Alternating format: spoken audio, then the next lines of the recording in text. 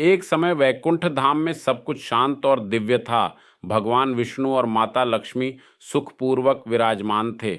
देवता भी वैकुंठ की महिमा देखकर आनंदित रहते थे। लेकिन एक दिन ऐसी घटना घटी जिसने पूरे ब्रह्मांड में हलचल मचा दी।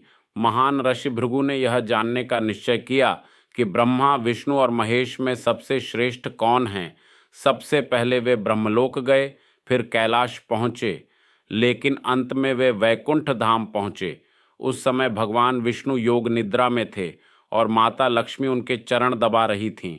महर्षि भृगु को लगा कि भगवान विष्णु ने उनका अपमान किया है।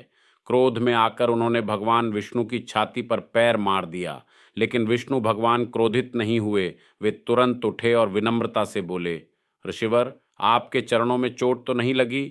यह देखकर ऋषि भृगु शांत हो गए, लेकिन माता लक्ष्मी यह अपमान सहन नहीं कर पाईं, क्योंकि भगवान विष्णु की छाती पर ही माता लक्ष्मी का निवास माना जाता है। उन्हें लगा कि जहाँ उनके स्वामी का अपमान हो वहाँ वे नहीं रह सकती।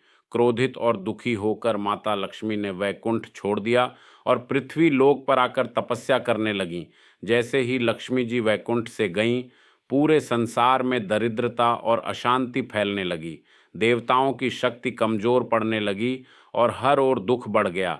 भगवान विष्णु भी माता लक्ष्मी के वियोग में व्याकुल हो उठे। तब वे पृथ्वी पर आए और उन्हें मनाने के लिए कठोर तपस्या की। कहा जाता है कि यही लीला आगे चलकर भगवान वेंकटेश्वर और माता पद्मावती की कथा से जुड़ती है। यह कथा हमें सिखाती है कि जहाँ सम्मान नहीं होता वहाँ सुख और लक्ष्मी कभी स्थायी नहीं रहती।